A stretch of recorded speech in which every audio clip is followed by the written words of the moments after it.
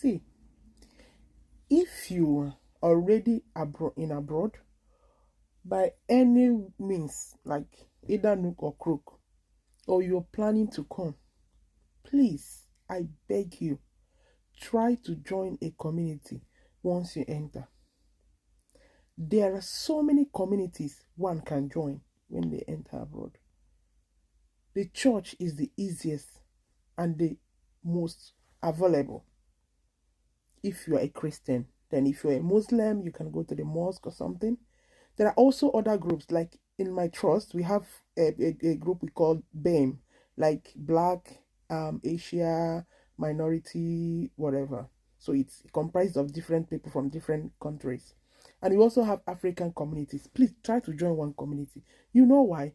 This video that you're seeing on my screen, I will play shortly.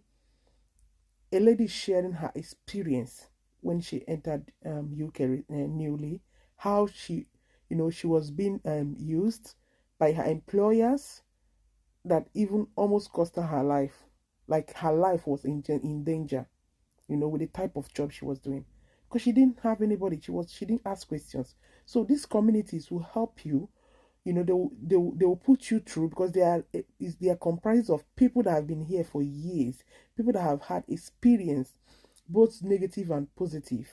People, and also, devised means of solving those problems, even housing issue and everything. So this community, they help a lot, honestly. I remember when I had my baby, the church I was attending, like, the members were amazing. They were, cooking, bringing food, many things, baby things, and all those things. They will even tell you where to buy so many things.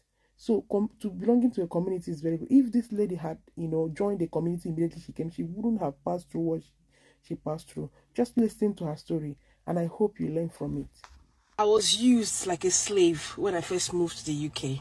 This was not a story that I ever thought I would tell, but today while I was out, I saw two guys who were with one clearly mentally unstable man, and you could tell that those were his carers. They kept on following him, up and down. So these were two men with one person.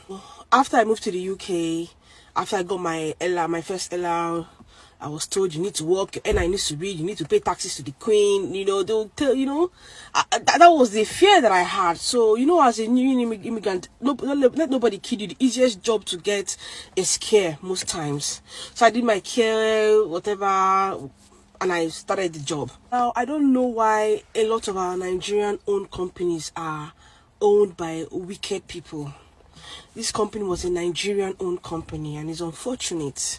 So when I started the job, in no time, because I'm a very fast learner, within 2 months, I was already giving medication.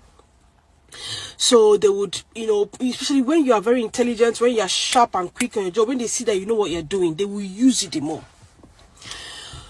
So they would always leave me with alone in the house with 5 women. It's all these, it's support work. You stay with them. Most of them, they're all mentally unstable with different issues, mental health related issues. And I didn't really mind, even when I was staying with the 5 women. I would stay now all night. They would tell me that there was one that always used to self-harm. That was the one that I was to keep my attention on the most. Not too long after that, I was nominated for Employee of the Month. And after that, these people now started giving me shifts, night shift. I always did night. Now these people will keep me. They now progressed me into staying with men. So they will put me in a house with 4 mentally unstable men, 4 men with mental health issues. Only me. When they started giving me those shifts, I was like, is this shift? Is it right? But I didn't. Actually, because it's night, maybe they felt that the men will sleep.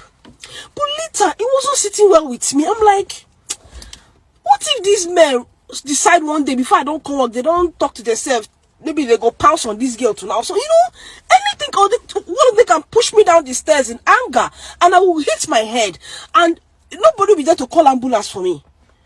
Because they always say, let 2 people be on the job, so that if something happens to one, the other person can call for help. But these people will leave me, and trust me, they were being paid to employ 4 people. So they will take money from government to employ 4 people, and they will employ only bully me and they'll be collecting all the money. Well, to cut the long story short, I think somebody reported them to CQC. CQC was on their neck, on their throats. And now they were suspecting everybody. There was a meeting asking who reported them. So I think there were 3 of us ladies that they normally put on night shift with these men.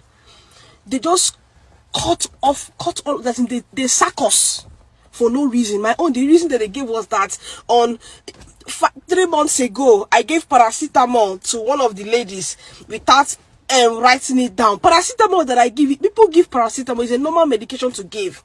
And my time had passed that morning for me to go. I was meant to rush my car and take Arella to school, and they had kept me waiting. I had waited. The person that was meant to take over didn't come on time, and I was waiting. By the time she came, I just rushed out.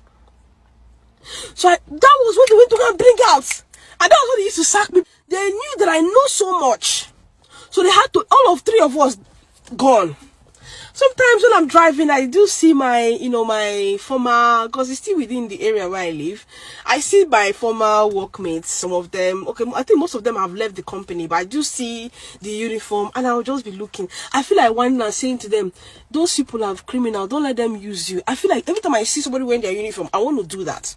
But I just mind my business.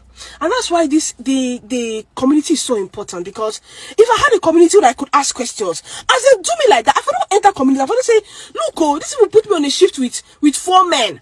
4 men with mental health conditions. Is it right? Somebody that has been in the game, in the system, would have said to me, no, don't agree, oh, it's not right. But I had nobody to talk to. I had nobody to tell me what was good or bad or right or wrong.